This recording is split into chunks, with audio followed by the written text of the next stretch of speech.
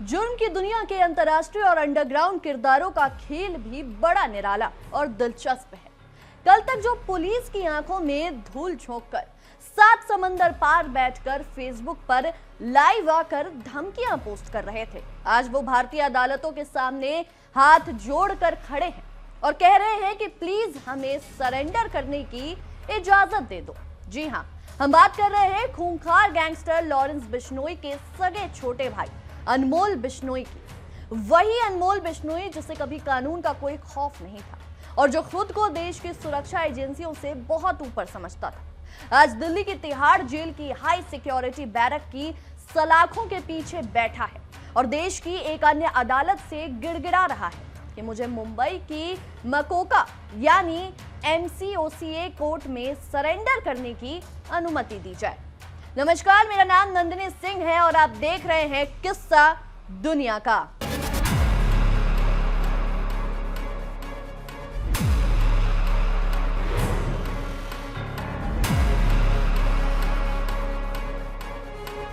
अब आप सोच रहे होंगे कि जो आदमी पहले से ही जेल के भीतर बंद है वो आखिर क्यों और कहां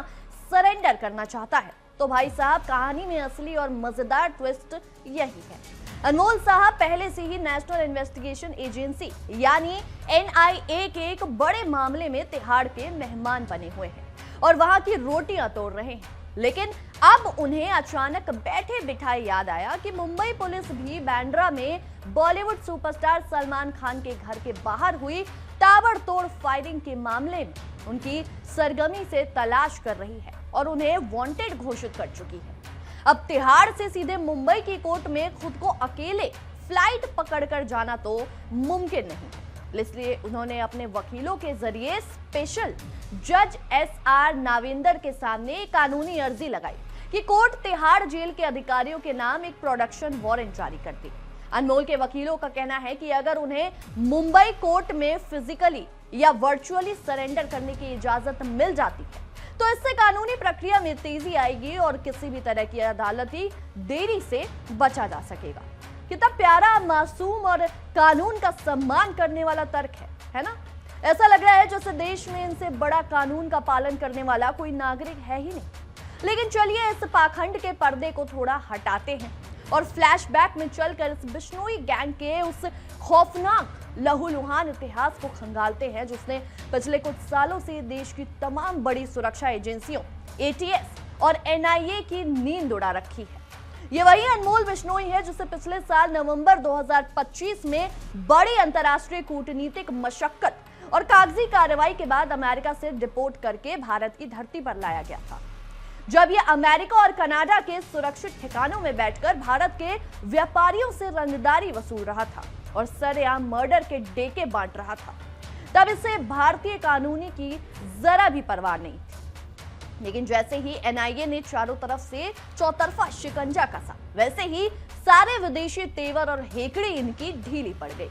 दरअसल इस पूरे ग्लोबल क्राइम सिंडिकेट का मास्टरमाइंड और असली रिमोट कंट्रोल है लॉरेंस बिश्नोई, जो खुद सालों से गुजरात की साबरमती जेल और दिल्ली की तिहाड़ जेल जैसी अलग अलग जेलों में बंद है। लेकिन उसकी सल्तनत जेल के भीतर से ही इंटरनेट और VIP कॉल्स के सहारे पूरी दुनिया में आज भी खौफ ऑपरेट होती है। पंजाब के फिरोजपुर के एक बेहद संपन्न और रसूखदार किसान परिवार से ताल्लुक रखने वाला लॉरेंस बिश्नोई कभी चंडीगढ़ की DAV कॉलेज की छात्र राजनीति में अपना हाथ आजमाता था, लेकिन उसका शौक कॉलेज के छात्रों की भलाई या सोशल वर्क करना नहीं था, बल्कि हथियारों की नुमाइश करना, कॉलेज कैंपस में सरेआम फायरिंग करना और लोगों में अपनी दहशत फैलाना बन गया। धीरे धीरे उसने फेसबुक, इंस्टाग्राम और अन्य सोशल मीडिया प्लेटफॉर्म्स को अपना पर्सनल PR टूल बना लिया और पंजाब, हरियाणा, राजस्थान के भोले भाले युवाओं को गुमराह करके उन्हें हथियारों और पैसों का लालच देकर एक ऐसा खूंखार टेरर गैंगस्टर नेटवर्क खड़ा कर दिया जिसे आज सुरक्षा एजेंसियां दाऊद इब्राहिम के D कंपनी सिंडिकेट से भी ज्यादा खतरनाक और सक्रिय मानती है। इस गैंग की सबसे बड़ी ताकत यह है कि इसके शूटर और गुर्गे एक दूसरे को जानते तक नहीं। सब कुछ डिजिटल कोड्स और विदेशी नंबरों से तय होता है। ये पूरा सिंडिकेट कॉर्पोरेट स्टाइल में चलता है, जहां हर काम के लिए अलग अलग मॉड्यूल और मैनेजर्स तैनात हैं। लॉरेंस बिश्नोई गैंग का क्रिमिनल ट्रैक रिकॉर्ड किसी सस्पेंस और थ्रिलर से भरपूर बॉलीवुड फिल्म की स्क्रिप्ट जैसा लगता है। बस फर्क सिर्फ इतना है कि फिल्मों में नकली खून बहता है, लेकिन यहाँ बेगुनाह लोगों की मौत और खून पूरी तरह हकीकत में होता है। इस गैंग का नाम पहली बार राष्ट्रीय स्तर पर और देश के हर घर में तब गूंजा जब मई 2022 में मशहूर पंजाबी सिंगर सिद्धू मूसेवाला की मानसा में दिन दहाड़े उनकी थार गाड़ी में गोलियों से भूनकर बेरहमी से हत्या कर दी गई थी। इस दिल दहला देने वाले मर्डर की जिम्मेदारी किसी और ने नहीं बल्कि लॉरेंस बिश्नोई के सबसे करीबी कनाडा बैठे गैंगस्टर गोल्डी बरार और खुद इसी छोटे भाई अनमोल बिश्नोई ने फेसबुक पर एक लंबी चौड़ी पोस्ट लिखकर बड़े ही गर्व से और अहंकार के साथ ली। मूसेवाला के मर्डर के बाद इस गैंग का हौसला 7वें आसमान पर पहुंच गया और इन्होंने अपनी बंदूक का रुख राजस्थान की तरफ कर दिया। वहां के कुख्यात गैंगस्टर राजू ठेहट को उन्हीं के घर के बाहर सरेआम गोलियों से उड़ा दिया। यही नहीं, राष्ट्रीय राजपूत करनी सेना के अध्यक्ष सुखदेव सिंह गोगा मेड़ी की जयपुर में उनके घर के भीतर घुसकर चाय पीने के बहाने सोफे पर बैठकर जिस तरह से हत्या कर दी गई, उसने पूरे देश को हिलाकर रख दिया था और उसके पीछे इसी बिश्नोई गैंग के शार्प शूटरों का हाथ था। बात सिर्फ भारत की सीमाओं तक ही सीमित नहीं रही। इस गैंग ने दुनिया को दिखा दिया कि इनके हाथ कितने लंबे हो चुके हैं। इस गैंग के गुर्गों ने कनाडा में रह रहे मशहूर पंजाबी सिंगर एपी ढिल्लों के आलिशान घर के बाहर ताबड़तोड़ फायरिंग की और कनाडा में मौजूद खालिस्तानी चरमपंथियों के ठिकानों पर भी हमले करके ये जताने की कोशिश की कि उनका नेटवर्क अब एक इंटरनेशनल टेरर सिंडिकेट बन चुका है जो किसी से नहीं डरता। इसके अलावा दोस्तों, इस गैंग ने हाल के वर्षों में देश के बड़े बड़े रसूखदार राजनेताओं और उद्योगपतियों को भी सीधे अपने निशाने पर लेना शुरू कर दिया। एनसीपी के बड़े नेता और महाराष्ट्र के पूर्व मंत्री बाबा सिद्दीकी की मुंबई में बांद्रा इलाके में दशहरे के त्योहार के दौरान सरेआम गोली मारकर हत्या कर दी गई, जिसके तार भी सीधे तौर पर इसे बिश्नोई सिंडिकेट और जेल में बैठे आकाओं से जुड़े पाए गए। इस मर्डर ने पूरी मुंबई के राजनीतिक और फिल्मी गलियारों में डर का माहौल पैदा कर दिया था, क्योंकि बाबा सिद्दीकी को बॉलीवुड के बेहद करीब माना जाता था। इसके तुरंत बाद बिहार के सांसद पप्पू यादव जैसे बड़े नेताओं को भी सोशल मीडिया और फोन कॉल के जरिए खुलेआम जान से मारने की धमकियां दी गई, जिससे ये पूरी तरह साफ हो गया कि इस गैंग का नेटवर्क हर देश के हर राज्य और हर कोने में रंगदारी और सुपारी किलिंग का काला धंधा धड़ल्ले से चला रहा है। इनके गुर्गे सिर्फ बड़े मर्डर्स ही नहीं करते, बल्कि दिल्ली, मुंबई और पंजाब के बड़े बड़े बिल्डरों, हीरा व्यापारियों, फिल्म प्रोड्यूसरों और नामचीन हस्तियों को व्हाट्सएप और सिग्नल ऐप पर कॉल करके करोड़ों रुपए की रंगदारी के लिए धमकाते हैं। जो भी शख्स इनके खौफ के आगे झुकने से या फिर पैसे देने से इनकार करता है, उसके घर या दफ्तर के बाहर अगली ही सुबह मोटरसाइकिल सवार शूटर गोलियां चलवा देते हैं, ताकि पूरे बाजार में एक दहशत का जो माहौल है वो बना रहे और बाकी लोग बिना कोई सवाल किए चुपचाप बिश्नोई टैक्स चुकाते रहे। देश के अलग अलग राज्यों की पुलिस इन मामलों की जांच कर रही है, लेकिन जेल के जैमर भी इस गैंग के कम्युनिकेशन को रोकने में पूरी तरह नाकाम साबित हुए। लेकिन इस पूरे बिश्नोई गैंग की सबसे बड़ी सनक, जिद और मुफ्त की पब्लिसिटी पाने का सबसे बड़ा जरिया शुरुआत से रहा है बॉलीवुड के भाईजान यानी स्टार सलमान खान को अपना सबसे बड़ा निशाना बनाना। साल 1988 में मशहूर काले हिरण शिकार मामले को लेकर लॉरेंस बिश्नोई ने जोधपुर की एक अदालत में पेशी के दौरान खुलेआम मीडिया के सामने यह ऐलान किया था कि बिश्नोई समाज में काले हिरण को भगवान की तरह पूजनीय माना जाता है, इसलिए वो सलमान खान को इस कृत्य के लिए कभी माफ नहीं करेगा और जोधपुर में ही उनका शिकार करेगा।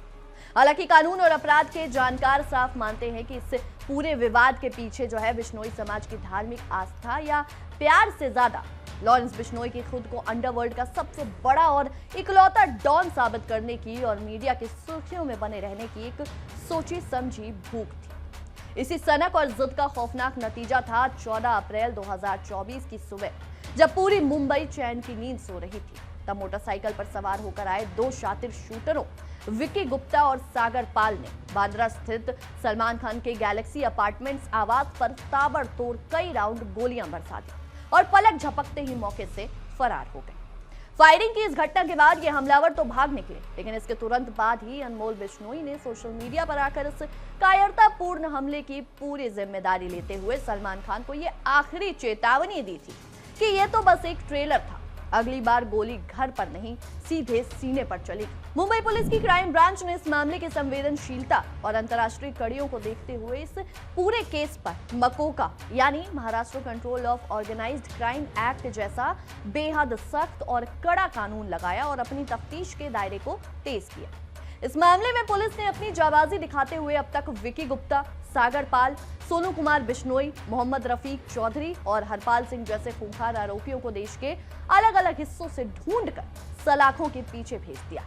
जो सभी इस समय सख्त न्यायिक कस्टडी में दिन काट रहे हैं। इसी मामले में एक और आरोपी अनुज कुमार थापन की पुलिस कस्टडी के दौरान लॉकअप में बेहद संदिग्ध परिस्थितियों में मौत हो गई थी, जिसे लेकर भी काफी हंगामा मचा था। मुंबई पुलिस द्वारा कोर्ट में दाखिल की गई सैकड़ों पन्नों की इस पूरी चार्जशीट में लॉरेंस बिश्नोई और उनके भाई अनमोल बिश्नोई को ही इस पूरी साजिश का मुख्य सूत्रधार, मास्टरमाइंड और मोस्ट वांटेड आरोपी घोषित किया गया। अब जब मुंबई की स्पेशल मकोका कोर्ट में इस हाई प्रोफाइल केस की नियमित सुनवाई से पहले काफी तेजी से चल रही थी, और मजे की बात देखिए, अनमोल बिश्नोई की गैर मौजूदगी और फरारी के दौरान ही अभियोजन पक्ष के 3 बेहद अहम और मुख्य गवाहों के बयान भी अदालत के सामने दर्ज किए जा चुके हैं। तब जाकर अचानक अनमोल बिश्नोई को भारतीय न्याय व्यवस्था और अदालत की याद आई है। कानून के जानकार बताते हैं कि अनमोल को इस बात का अच्छे से एहसास हो चुका है कि गवाहों के बयान दर्ज होने के बाद उनके खिलाफ शिकंजा पूरी तरह कस चुका है और कानूनी तौर पर उनके बचने के रास्ते फिलहाल बंद हो चुके हैं। इसलिए वो खुद को सरेंडर मोड में दिखाकर कानूनी दांवपेच और थोड़ी सजा में रियायत पाने के लिए फायदा उठाना चाहता है।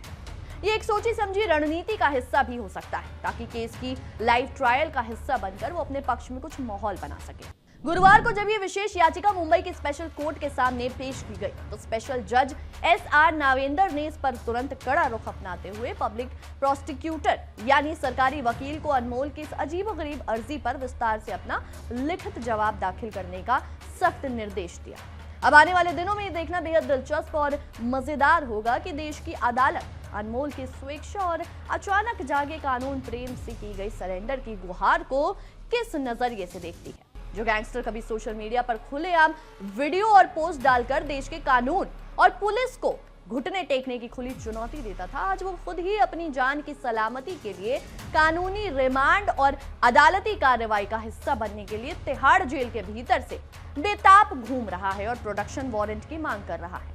अब इसे देश के कानून का बढ़ता हुआ खौफ या शिकंजा कहें, या फिर मुंबई पुलिस की सख्त कस्टडी और 3rd डिग्री रिमांड के टॉर्चर से बचने के लिए तिहाड़ जेल के सुरक्षित और जाने पहचाने माहौल में ही रहने की कोई नई शातिर पैंतरेबाजी,